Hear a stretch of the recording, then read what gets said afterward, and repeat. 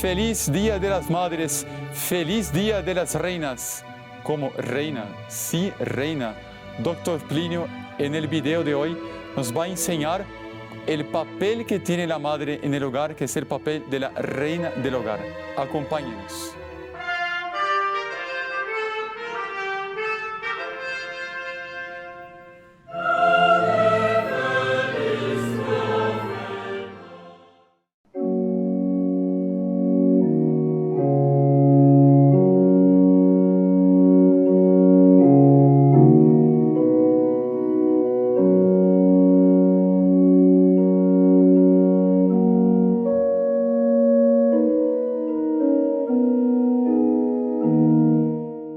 Deus determinou que no lar, a cabeça do lar fosse o homem, fosse o esposo. Ao lado dele, numa posição tão digna, tão elevada, que quando se tratava de casais, rei e rainha, a rainha tinha seu trono ao lado do rei. Assim também a mãe de família, a esposa, tem seu trono no modesto, mas esplendoroso reino, que é uma família bem organizada. Ela tem seu trono ao lado do esposo.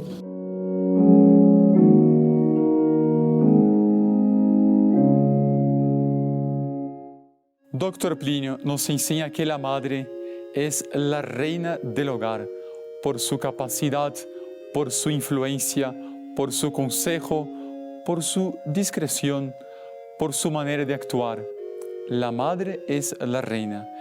La mujer durante siglos, sobre todo antes de nuestro Señor Jesucristo, fue despreciada de una manera no humana, pero fue justamente nuestro Señor Jesucristo quien elevó a la mujer a una dignidad que ella merecía. Bueno, más elevada en la obra de la creación que Nuestra Señora es imposible de imaginar, ¿sí?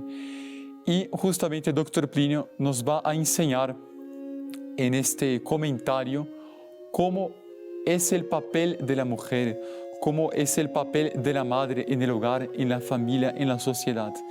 Y en esa reunión él está hablando para un auditorio de señoras. Entonces él está justamente aconsejando a todas ellas para hacer con que sus dones puedan fructificar.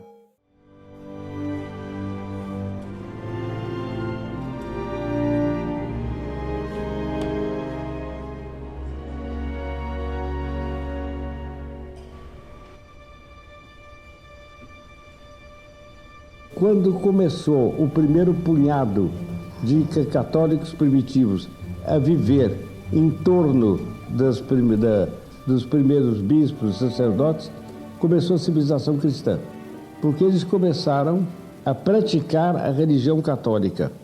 E quando se pratica a religião católica, nasce daí toda uma atmosfera, nasce daí todo um modo de relacionamento que é a aplicação das normas de Nosso Senhor Jesus Cristo.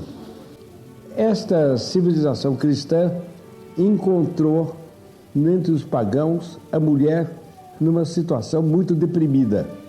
A mulher era, em geral, a escrava do marido. O marido dispunha dela como bem entendia, e em alguns países pagãos tinha até o direito de vida e de morte sobre a mulher. Mesmo entre os romanos, que tinham uma legislação tão desenvolvida, havia isso. É célebre o caso, por exemplo, de uma romana católica, da alta nobreza romana, se não me engano, chamava Gala Placídia. Ela era católica e foi denunciada como católica e, portanto, apontada a ser morta pelo imperador.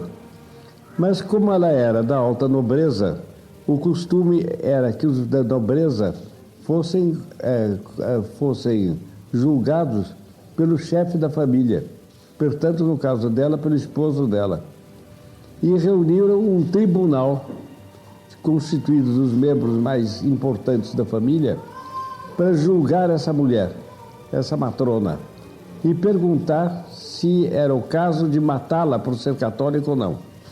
Ela apresentou sua defesa. Depois, então, correram os votos. e a maior parte julgou que ela deveria ser morta. O marido, que estava presidindo o tribunal doméstico, disse que ele, que era o dono dela, não queria que ela fosse morta, que deixassem continuar a praticar a religião católica, que era naquele tempo uma religião nova, deixassem praticar a religião católica porque ele queria e acabou-se. Como ele era o marido e era dono dela, cessou a discussão e ela continuou a praticar a religião católica. Estão vendo que o fundo da ideia é que se ele quisesse, ela morria, porque o marido dispunha da mulher como queria. Portanto, a situação dela era uma situação muito aviltante.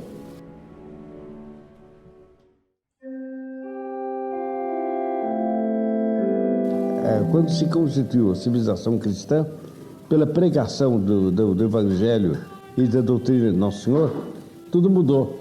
A mulher passou a ser objeto de um respeito especial, de uma consideração especial. Ela não passou a ser mais sujeita como uma escrava ao marido, mas é a sócia do marido, aquela que leva uma vida partilhada com o marido. A comparação era de Jesus Cristo com a igreja. O marido deveria amar sua esposa e respeitá-la como Jesus Cristo, nosso Senhor, ama e respeita, ele que é homem-deus, a sua esposa mística, que é a Santa Igreja Católica Apostólica Romana. Então, nasceu um respeito especial dos esposos para as esposas, um respeito especial dos filhos para com as mães. E o papel da mulher modificou-se radicalmente. Mas, modificando-se, não eliminou esse fato, que em consequência do pecado original, Deus disse a Eva: serás sujeita ao teu esposo. Esta limitação não elimina o fato de que pela primeira vez na história a mulher saiu de sua situação humilhante anterior para ser elevada à alta condição da esposa cristã e da mãe cristã por efeito de nosso Senhor Jesus Cristo e da pregação de sua doutrina. Cuando Dios creó el hombre y la mujer, Él hizo de tal manera que hay ciertos aspectos de Dios, hay ciertas virtudes de Dios que la mujer representa y el hombre no. Y también, de igual modo, que el hombre representa ciertas virtudes y la mujer no. ¿Por qué? Para que así los dos se complementen. Este es el designio de Dios. Y la madre, sobre todo un aspecto que brilla en la madre y que a veces en el padre no brilla tanto, es la capacidad de donación de sí misma por el hijo. Monseñor Juan, nuestro fundador, siempre a él le encantaba comentar una noticia de una madre que pasó 72 horas al lado de la cama de hospital de su hijo sin dormir, comiendo ahí a su lado, porque de tal manera ella estaba preocupada en donarse a sí misma por el hijo, preocupada con el estado de salud de él, que ella no salió de su lado del lecho del hospital durante 72 horas. Así es el amor de la madre, así es el amor también que la Virgen Santísima tiene por cada uno de nosotros. Continuemos entonces a contemplar junto con Dr. Plinio las virtudes de la madre.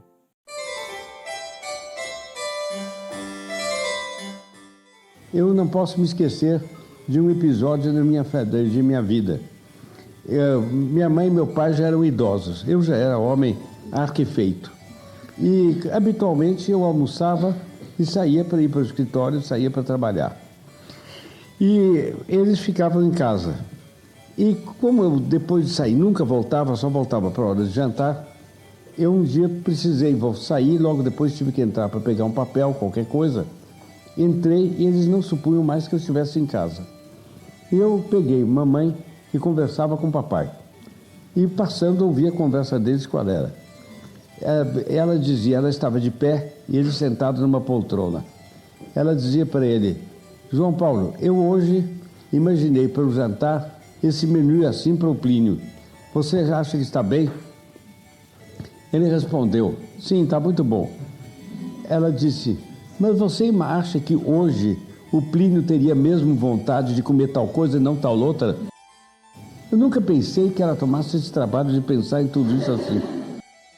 Ele disse, não, sim, ele está com vontade de comer sim. Eu vi que ele também não sabia calcular e que deu qualquer resposta para tranquilizá-la. Ela, mas olha, de repente não é isso que ele quer. Ele disse, olha aqui, eu se fosse você simplificava isso. Eu chegava para ele na hora do jantar e dizia, rapaz, o que tem para jantar é isto, aquilo, aquilo outro. Se você não tem aqui o que você quer, vai comer no restaurante.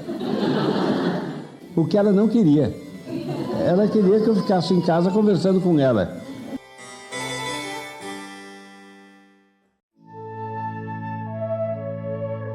Eles não me viram. Eu passei, mas eu pensei, um pai, mesmo muito bom pai, não é capaz desta forma de carinho de uma mãe. Qualquer pai daria essa resposta. É porque ela é mulher, com as delicadezas, as intuições finas, o desejo de agradar do coração de uma muito boa mãe. É por isso que ela tem essas perguntas.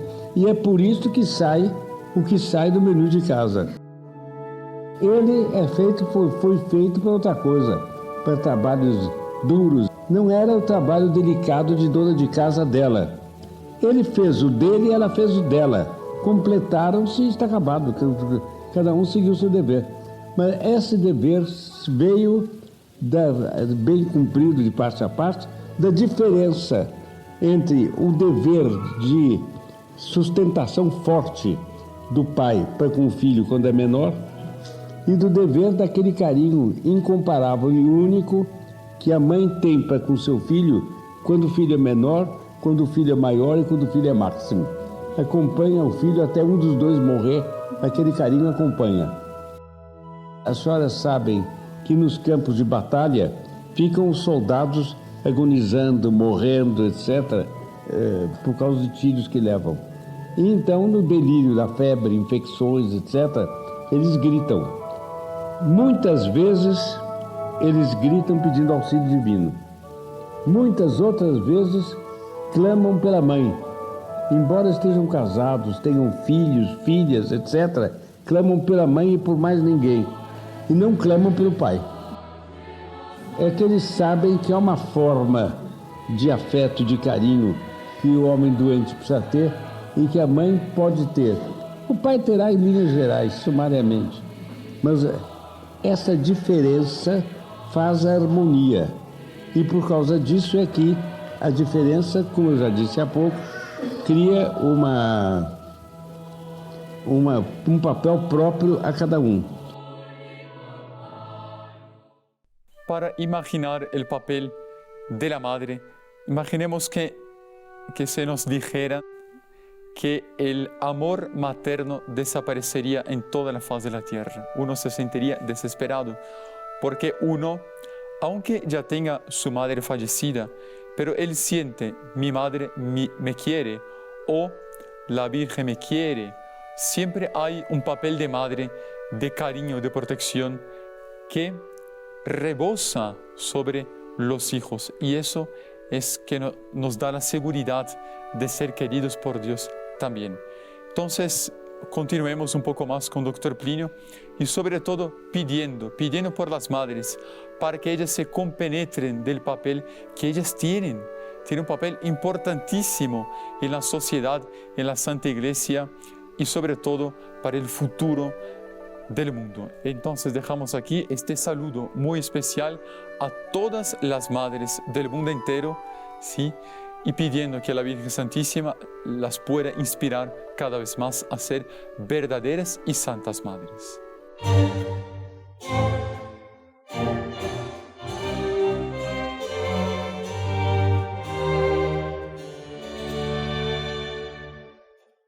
Que hoje em dia a vida moderna invade a casa através da televisão, do rádio, dos jornais, de todos os modos.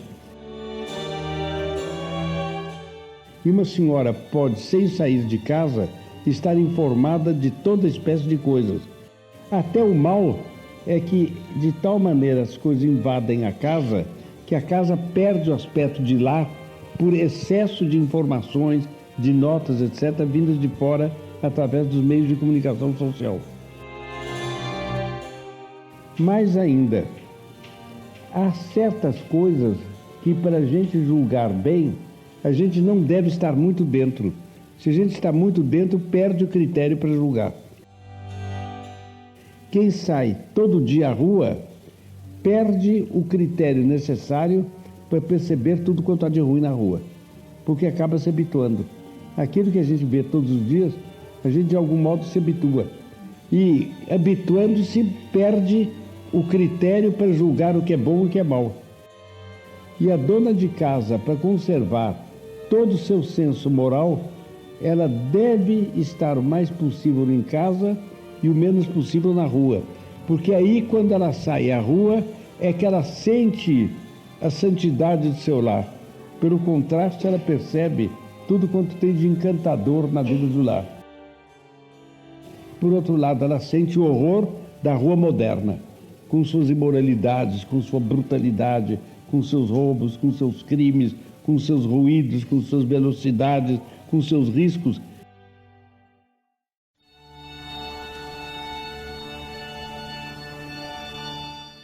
É a senhora que está em casa que sente isso. Ela conhece melhor a vida moderna, ficando de fora do que entrando dentro. É preciso que o pai e a mãe, principalmente a mãe, sejam tais que sejam como que um espelho da Igreja Católica para os filhos. Quer dizer, sejam tão piedosas, sejam tão sérias, sejam tão meigas, sejam tão pacientes, ao mesmo tempo sejam tão fortes, que em última análise o pai e a mãe representem de algum modo o nosso Senhor Jesus Cristo perante a criança.